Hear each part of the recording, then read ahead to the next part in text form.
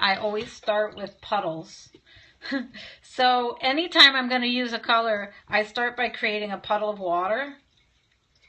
And then, and the water should be pristine and clean, but I'm like flying by the seat of my pants right now. So here's some water.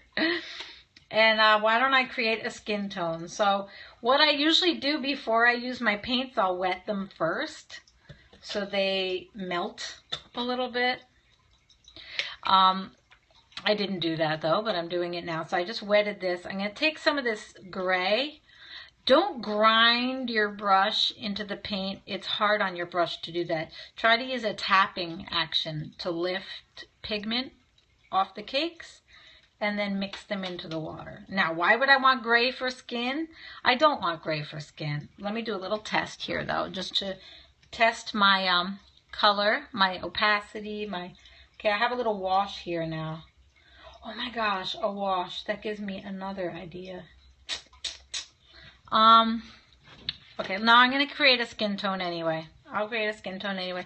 So what I'm going to do with that gray is now I'm going to come over to this color is called burnt sienna. You don't need to know the name, but burnt sienna is its own unique thing. You'll always recognize, once you know that color, you know, it's a very, very warm kind of brown. That's why I like to mix gray with it, because it like cools it down a little bit. Let's see, I'm gonna tap, tap, tap to pick up more pigment and load it into my puddle, because you see how washy this is? When you use the gouache, the whole point is to get, you know, less washy and a little more rich color. So I'm picking up more pigment, mixing it into my puddle. I'm trying to get a nice tone that I want to use for skin. Now, am I doing an illustration? You know what I'm thinking? I'm using drawing paper right now. That's why this is getting very streaky, because this paper, while it does have it's nicer than sketch paper. It's called drawing paper, but it isn't watercolor paper. Watercolor paper is going to react differently to the gouache. Do I have some? I'm looking around right now to see if I have some nearby. Hang on. I don't see comments right now because I'm looking around for a pad. Okay, I don't. So I'm just going to tell you that's why it's streaky like this. When you use it on illustration paper or watercolor paper, it's much smoother. You see that? Much smoother. So don't worry about that. And then I think what I'm going to talk about right now is something that people ask all the time. They ask about how to get more movement into their sketches. So if you're drawing fashion, I don't care what size you do. I don't care how, actually I do care how tall or skinny they are, because if they're too tall and skinny, I kind of don't take it as seriously. I think they need to look like humans look. You know, most fashion illustrations are even taller and skinnier than the most extreme models. And I don't believe in that. I believe in the beautiful women we see everywhere all the time. And that's what I mostly support. But what was my point about that? So bear that in mind. And I'm going to start with the head. But people usually ask how to get more movement. And what I urge people to do is to get away from the idea of pure line and to consider, you know, the reason I have them work with gouache early on to do figure sketches is because you can build a whole body so quickly, so much more quickly than you could with a pencil when you use a paintbrush. This is a size 8 round-barreled pointed brush, which is what we use in my course. And you can just build, you know, a whole arm in a stroke using this brush. You can't really do that with a pencil, can you? Right? And the way to get movement is to really look at the angle of the shoulder. And one of the biggest tips I can give you for that is look at each shoulder and imagine you have an endless ruler going, that's like resting on top of her shoulders, and just really pay attention to that angle and how much it isn't a straight horizontal. Like in your mind, compare it to a pure horizontal and then notice how that relationship isn't. You know, if you connect the dots from shoulder to shoulder, instead of just thinking from shoulder to shoulder, think infinitely. What if those lines went on forever? And that's the angle you want to get. So you know it's not, because straight is stable, right? But diagonal is dynamic. So that's my hint for you today. Well, one hint is to find that dynamic relationship. Find it in the limbs too.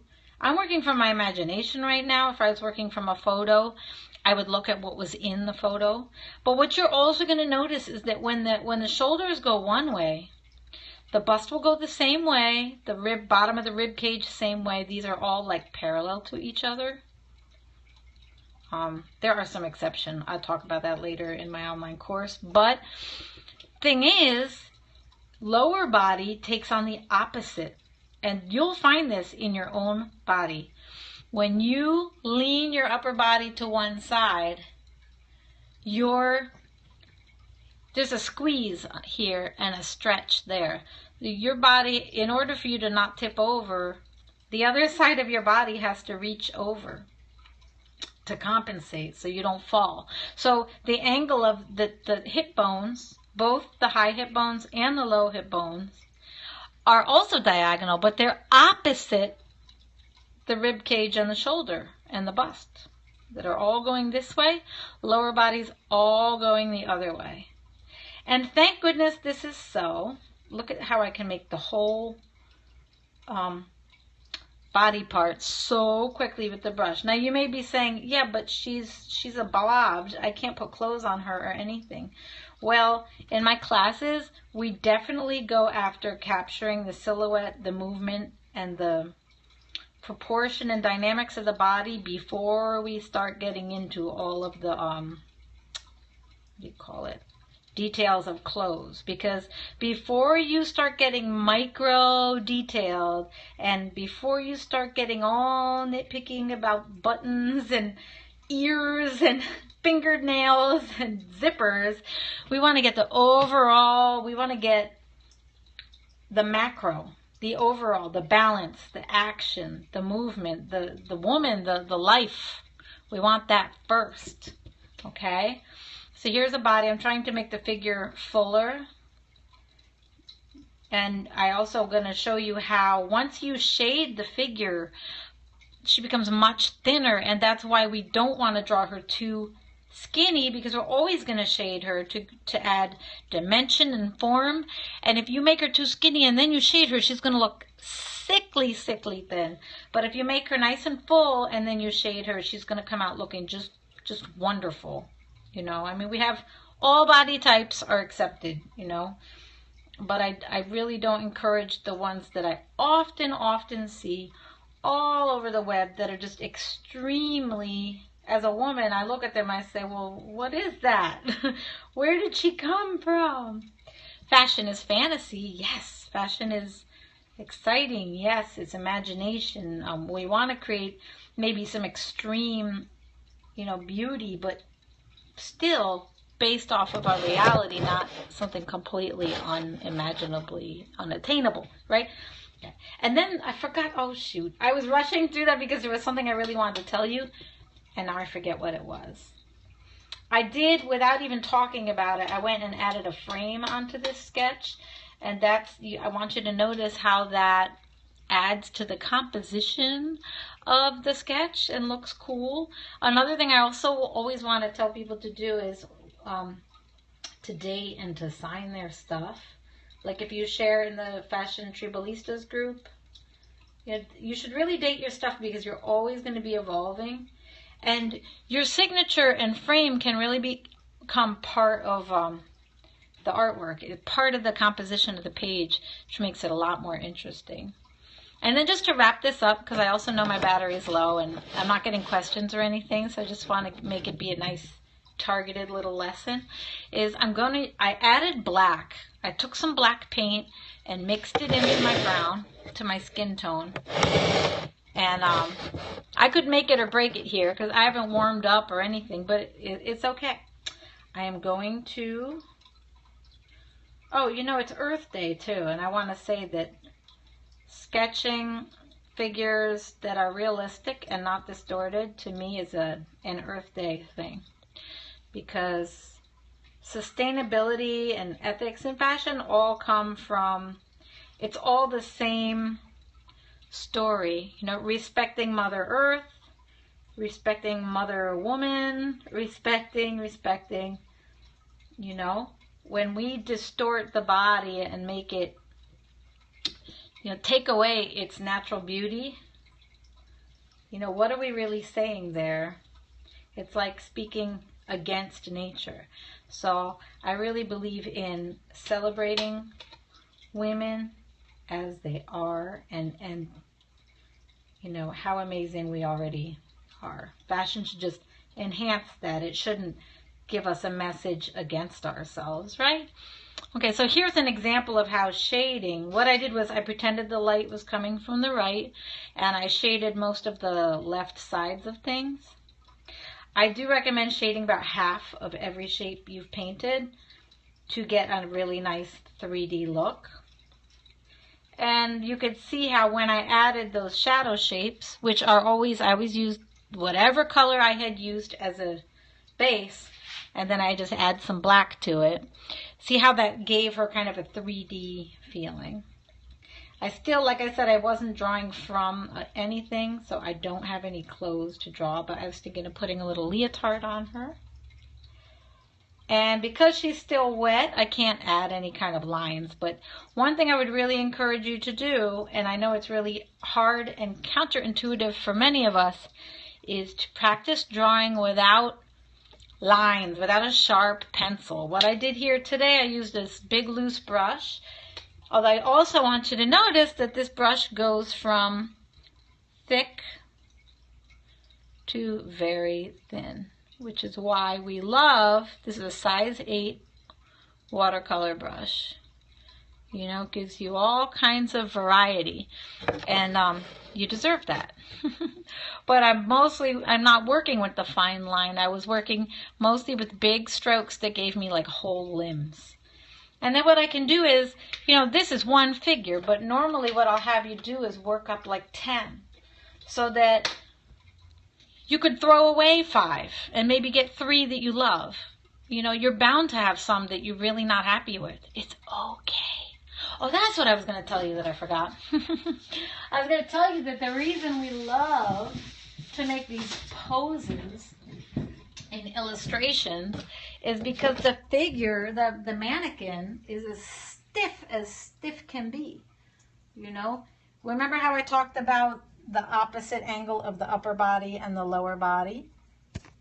Well, wait, I'm going to clarify that by putting the high hip line kind of back in and the low hip, and showing you the center line, how it curves. Hi, welcome. I was just getting close to wrap up because I also know my battery is kind of low and stuff, but you could always catch the replay. But that mannequin is as stiff can be. So having fashion illustration to accompany our design process really breathes the life into our ideas. What up? Hi, I'm Laura Volpintesta. I'm a fashion designer and illustrator and educator. I'm a fashion author. What can I help you with? Do you have some questions? I do know that oh my gosh, my battery actually says 2%. You love my focus points? Thank you. I'm trying to do that more. It's just the floodgates open. I have so much I want to say. No, I don't have a line. I'm totally know everything about design, but I'm very much in the teaching mode and the creation mode. So I'll make a first sample of anything, but the whole business, production, blah, blah, blah, I really want to be helping other people express their art and design. Yes, I don't have a... Actually, I'm helping some friends with their first samples for a line of swimwear soon. I used to do swimwear at Target. That was something I was going to share earlier in the scope. What area? I'm in Connecticut, so I'm like an hour and a half outside of New York City. So sometimes I commute in to teach at Parsons, and I also teach online classes there and at Fashion Illustration Tribe, which is I have a big, in-depth program that because it's new and I'm trying to get the word out right now, it's a really low price for this whole like 15 hours, weekly hours of videos and projects and things to take you from beginner to going really deep. It's a lot like a semester of the class I teach at Parsons, except it's a lot more creative and heart-centered as well as career-focused, because I just think we have to take the whole person into account when we do this stuff. Thank you. Thank you. I don't, sometimes I think in a school setting, people get too respectful and fearful of the school. No, so right now, the online course self-study is only $250. The link is on my Instagram. It's on my website. And that's like, when I coach it, it's $2,000. And when it's guided, which is a lot of input for me, it's $1,000. But the $250 is like, you get all the courses and you can just, hi, nice to meet you. I love your name, Making the Flame. Thank you so much for coming. I don't know if you, oh, body positive sewing blogger. Whoa, whoa, whoa. Wait, I mean, I'm already following you, but I love your description. Yes, you can. I just want to clarify one thing. If you go to the website, the one that's there right now is you can sign up. Right now I have one that's not starting all on one date. I have one up there where you could sign up right now. And every week in your email, you'll get the link. Every week a new whole session will become available to you. But if you want to email me, info@fashionillustrationtribe.com, I can also send you the link. I just set up a new course shell where when you sign up, all of your lessons become available at once so that you don't have to wait a week for the new lesson to come available. But honestly, I really advise you to pace the week to week, because every week is chock full and there are exercises. It's just that I had some requests from some people who wanted to like blast through it. Most students, I find, like to take it actually slower, because inevitably at some point life takes over and they have to take a little break. I do know my battery's low, so if for any reason I disappear, remember that you can reach me on Instagram, Fashion Illustration Tribe. You can meet Twitter, I'm L Volpintesta. You can, I'm in my Facebook group is Fashion Tribalistas. You can share your sketches there. Thanks for asking. Well, Queen Rue, you always know where to find me. And there's all kinds of great stuff going on. All my catch videos just went onto YouTube. So they're unlisted. I have to go in and edit all the names, but I have a lot of lessons on there too. The only great thing about the program that I have is that it really takes you from beginning, step by step. It's very purposeful and guided to take you from beginning to draw, to drawing the models, to drawing details in the clothes, to working with color, and then doing that kind of thing where you're, oops, hang on a second, you don't need to see. That kind of thing where you're developing like a collection with fabric and inspiration, you know, that sort of thing. Because I'm crazy about that. I think it's wonderful when we design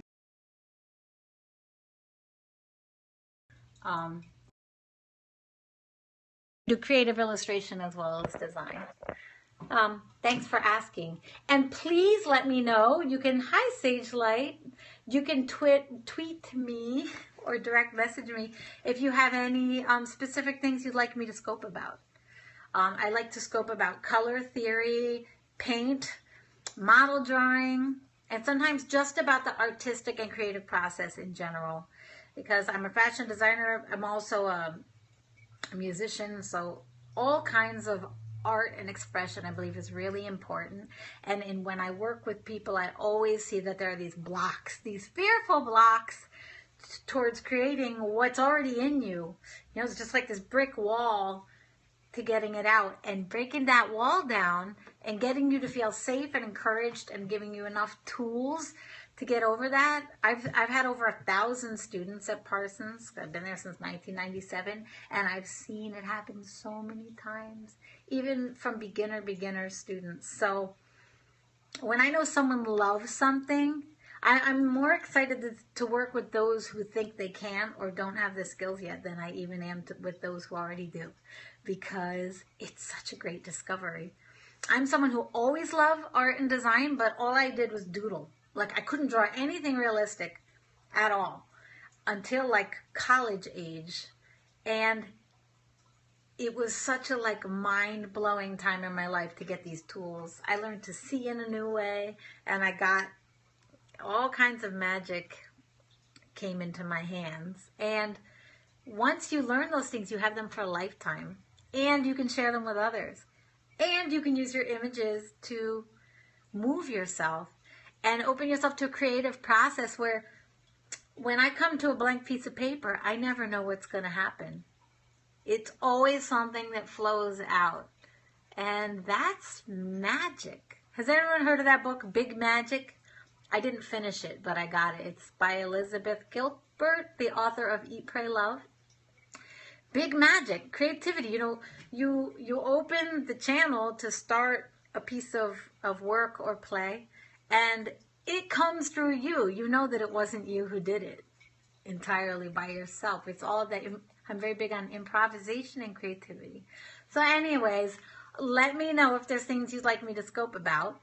I hope you got something helpful today. If you just came on, you can get back to the beginning of the replay. I'll show you my paintbrush, some of my favorite paint boxes, and then a whole model drawing lesson. And if you try the techniques, I do recommend, I did mine from my head, but if you work from a magazine picture, I'm Fashion Tribalista on Pinterest. Is that on here? Yeah. If you follow me on Pinterest, I have a board that is all model poses.